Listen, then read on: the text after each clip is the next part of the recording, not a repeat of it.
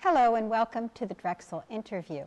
I'm your host, Paula Morantz-Cohen, speaking to you from the Drexel University Picture Gallery. Today my guest is C.R. Pennoni, founder and CEO of one of Philadelphia's top engineering firms, Pennoni Associates.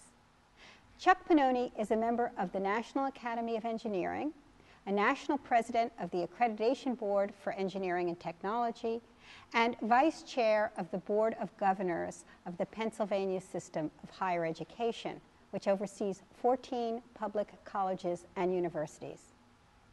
In addition, he has a special relationship to Drexel University, his alma mater, where he has served as acting president twice, once in 1994 and currently following the untimely death of our recent president, Constantine Papadakis. Chuck Pennoni, welcome to the Drexel Interview. Oh, thank you, Paula. It's a pleasure to be here with you. Well, I'm really glad to have you here and have you here at Drexel in general in your position, and we'll get to that. But I want to start by talking about you more generally. You're a man of many talents. You're a businessman and entrepreneur. You're an engineer, and you're an educator. And I want to talk a little bit about how you got to this place and this diversity of interests by thinking about your background a little bit. You grew up in a modest circumstances. Yes. You were the son of Italian immigrants. Italian immigrants, yeah. And my father was a coal miner in the anthracite regions of northeastern Pennsylvania, the Wilkes-Barre-Scranton area. Okay.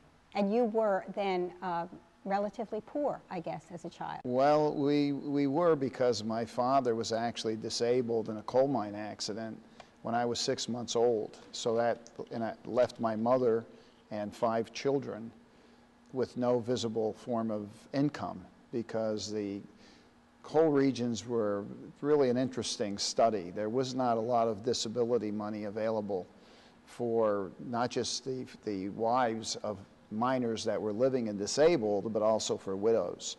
So what my mother ended up doing was actually go to work for the first time in her adult life, and she went to work in a textile factory, became a member of the International Ladies Garment Workers Union, and then my older sisters followed, and the oldest one graduated from high school as valedictorian with a scholarship, but went to work to help support the family, and she too went into the garment industry and worked in a textile factory. So you were the youngest of 6 children?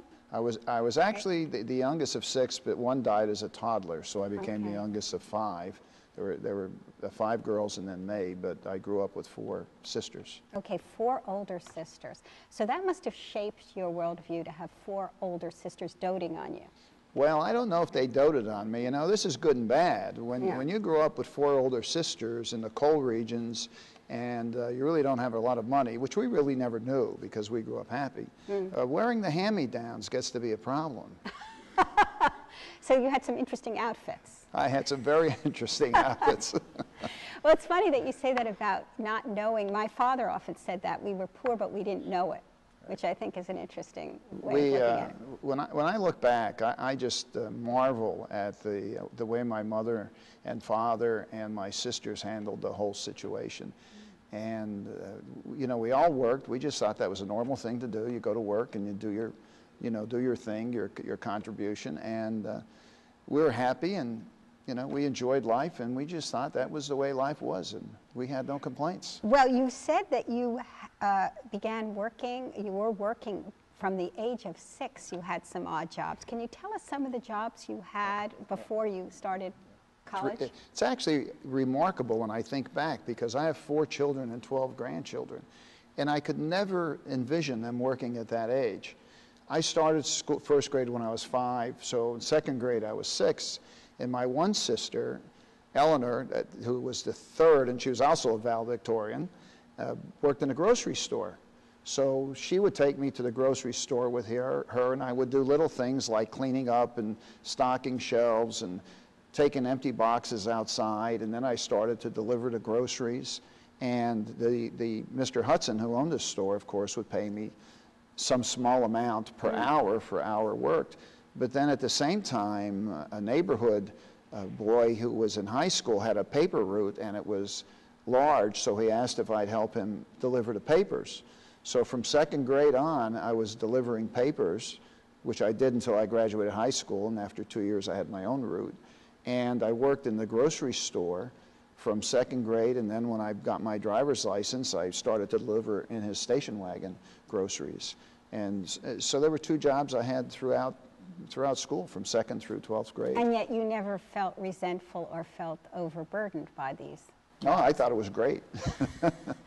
Well, that's a tribute to your family. Yet you say that you always knew you wanted to be an engineer.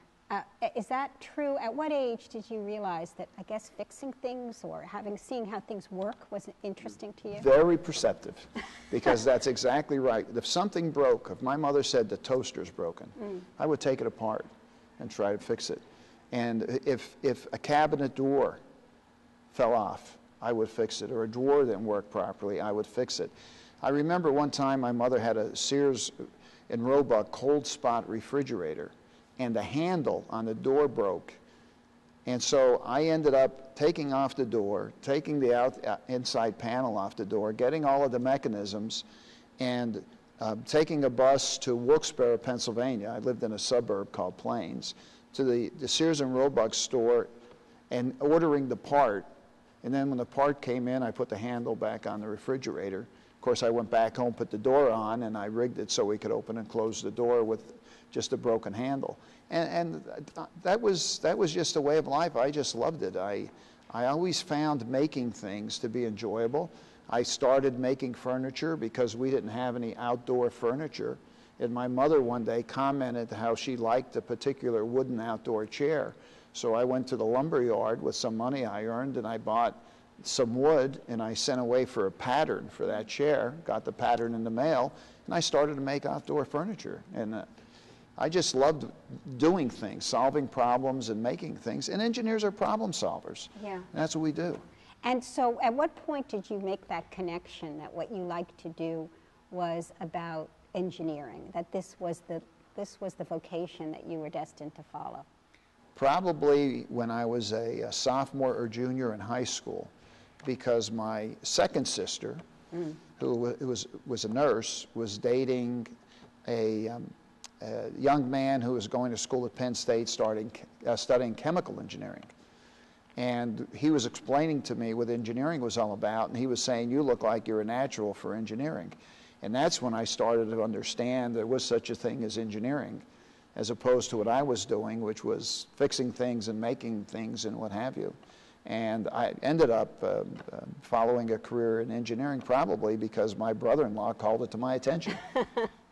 Well, you did go to Drexel University, and at that time it was Drexel Institute of Technology. Correct.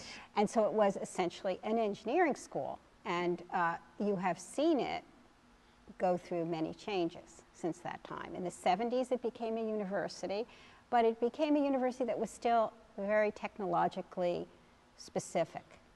In the 80s it began to change, and under President Papadakis it became a truly comprehensive university. And now, of course, with the medical school and the law school, we can't say we're any one thing. We do many things.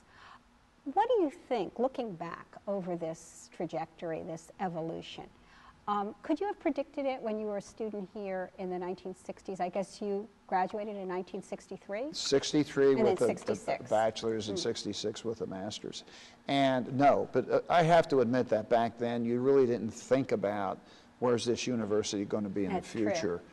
But no, you looked at it back then as really a school of technology, an engineering school, and speaking for myself, I didn't even think about any of the other programs. It basically was focusing on engineering. And it wasn't until later when I became involved with the Alumni Association that I started to understand that there was more to the university than just a college of engineering. And then I was fortunate enough to get on the advisory board for the engineering school, and that kind of even broadened my knowledge. for the university. So I was here and involved when we made the change from the Drexel Institute of Technology to Drexel University. And of course, a lot of us didn't like that. We wanted to hang on to that Drexel Institute of Technology. Were you one of those people initially? I was, because, you know, you think about MIT and Georgia Tech and you say, well, why can't we be Drexel Institute of Technology? But looking backwards, at this point in time, I think it was the right thing to do. I really do. I think President Haggerty really had a vision, and he did the right thing. And, you know, and then you get to the early 80s, 83, and now 2 of our 4 children came to Drexel. And when the first one was coming to Drexel, he said, Dad, I have to have a computer. I said, what do you mean you have to have a computer? And again, Haggerty, another watershed event in the history of Drexel, engineering freshmen must have a computer, an Apple computer. So we had to go buy an Apple computer in order for our son to come to Drexel. So I really had firsthand knowledge and involvement of both of these changes. And then I became very heavily involved, of course, later on being a trustee and interim president, trustee, chairman of the board. And here I am again. Who would expect that I'd be an interim president again? For a second time. For a second time. Well, let's go to your first interim presidency, which was in 1994.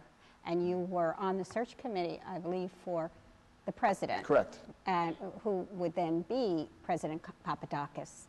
Tell us about your first impressions of him, what you thought at that time, what the university was like then, what he seemed to promise, and I guess your reaction to what happened since.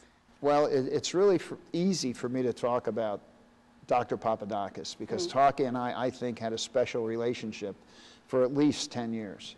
And I actually met Taki when he was Dean of Engineering at the University of Cincinnati, and I was president of the American Society of Civil Engineers. And he's a civil engineer, of course, I'm a civil engineer. And he had a gentleman on his staff named Lou Lauschie, who was very active in the American Society of Civil Engineers, and said to me, you know, Chuck, you have to meet this dean we have at Cincinnati. He's really something. He's quite a dynamic guy. So he went back and told Taki about me, and Taki invited me to Cincinnati to speak to the engineers. So I met him when he was Dean of Engineering. Now you get to 94, 95, and we have a search committee, which of course I'm on, and we're going through a search. We had 150 applicants, 34 that looked pretty good, and 14 we interviewed several times. And not our search consultant, but another search consultant says to a trustee, have you looked at this guy, Papadakis, the Dean of Engineering at Cincinnati?